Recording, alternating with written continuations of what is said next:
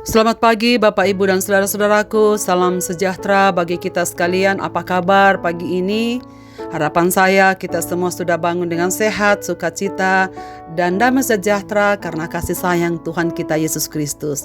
Senang sekali saya menjumpai Bapak Ibu dan saudara sekalian kita di acara Renungan Pagi edisi 2 Juni 2022. Bacaan kita pagi ini adalah dari Kisah Rasul pasal 10 ayat 1 sampai ayat yang ke-8 demikian. Di Kaisera ada seorang yang bernama Cornelius, seorang perwira pasukan yang disebut pasukan Italia.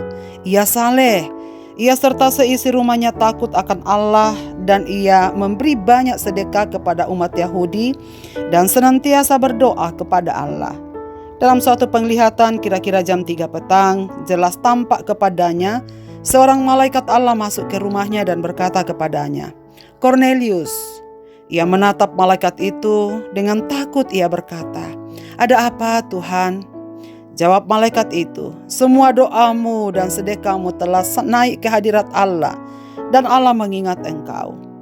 Dan sekarang suruhlah beberapa orang ke Yope untuk menjemput seorang yang bernama Simon dan yang disebut Petrus. Ia menumpang di rumah seorang penyamak kulit yang bernama Simon, yang tinggal di tepi laut." Setelah malaikat yang berbicara kepadanya itu meninggalkan dia, dipanggilnya 2 orang hambanya beserta seorang prajurit yang saleh dari orang-orang yang selalu bersama-sama dengan dia. Dan sesudah itu menjelaskan segala sesuatu kepada mereka. Ia menyuruh mereka ke Yope. Bukan karena kesalehan, sedekah, dan doa. Saudara-saudara, kemarin pagi kita telah merenungkan kabar baik telah diterima oleh seorang yang bernama Simon, seorang penyamak kulit. Seorang yang karena pekerjaannya dicap sebagai orang haram, karena kesehariannya bersentuhan dengan barang-barang haram. Tetapi Petrus malah memilih untuk menginap selama beberapa hari di rumahnya.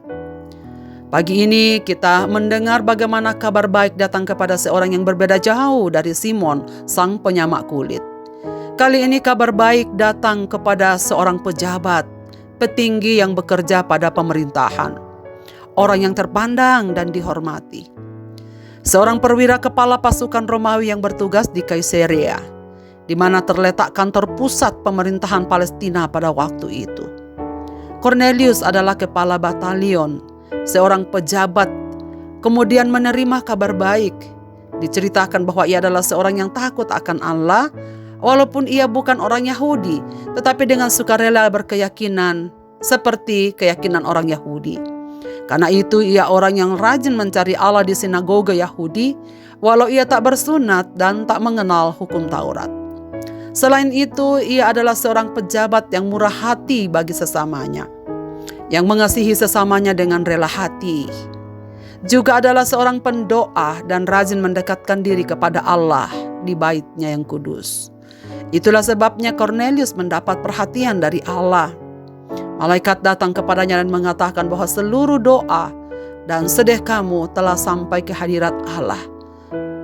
Malaikat menampakkan diri padanya dan meminta untuk segera menjemput Simon Petrus yang sekarang ada di rumah Simon sang penyamak kulit di tepi laut di Yope. Tanpa pikir panjang, saudara sekalian, semua yang diperintahkan malaikat itu dituruti dengan segera dan menyuruh 1 orang prajurit dan 2 orang hambanya datang ke rumah Simon. Walau Cornelius tahu bahwa ia disuruh memanggil seorang di rumah yang tak lazim, bukan ke alamat yang terkenal, namun semua perintah Allah diikuti dengan setia tanpa mempertimbangkan latar belakang kemana ia harus pergi. Saya tak dapat membayangkan, saudara sekalian, kedatangan 2 prajurit suruhan kepala pasukan mendatangi tempat yang tak lazim bagi orang penting seperti Cornelius dan prajuritnya. Namun itulah yang terjadi, sebab penulis ingin menjelaskan kepada kita bahwa Injil telah menjangkau semua lapisan masyarakat karena pimpinan Roh Kudus. Ada hal yang menarik di sini, saudara sekalian. Meskipun seorang saleh telah bertekun dalam doa dan memberi sedekah, tetapi belum mengenal Yesus Kristus, belumlah cukup untuk diselamatkan dan menjadi warga kerajaan sorga. Karena itulah Tuhan menghendaki agar Cornelius yang saleh mendengar berita Injil dari Simon Petrus untuk menerima keselamatan yang sesungguhnya. Saudara-saudaraku, prinsip ini mengajarkan kepada kita ketaatan beragama, kesalehan hidup, dan ketekunan beribadah belum menjamin bahwa seseorang telah mengenal keselamatan. Hanya melalui iman kepada Yesus Kristus, manusia memperoleh keselamatan seutuhnya. Keselamatan tidak diperoleh karena kesalehan dan kebaikan manusia, tetapi hanya oleh anugerah pemberian Allah. Karena itulah saudara-saudaraku, mari kita bersyukur untuk Injil Yesus Kristus yang telah kita terima. Bersyukur karena kita diselamatkan bukan karena keselamatan dan kesalehan hidup dan perbuatan baik yang telah kita lakukan. Sebab kesalehan kita tak seberapa, sedekah kita pun tak seberapa dibanding Kornelius. Kornelius pun tak sanggup menyelamatkan diri dengan kesalehan hidupnya dan kebaikan-kebaikannya. Sebab kita diselamatkan bukan karena kesalehan, sedekah, dan rajinnya kita mengunjungi rumah ibadat, melainkan karena anugerah semata. Marilah kita berdoa. Bapa di sorga, kami bersyukur dan berterima kasih kepadamu pada pagi ini. Mengingatkan kami betapa besar anugerah yang telah kami terima daripadamu.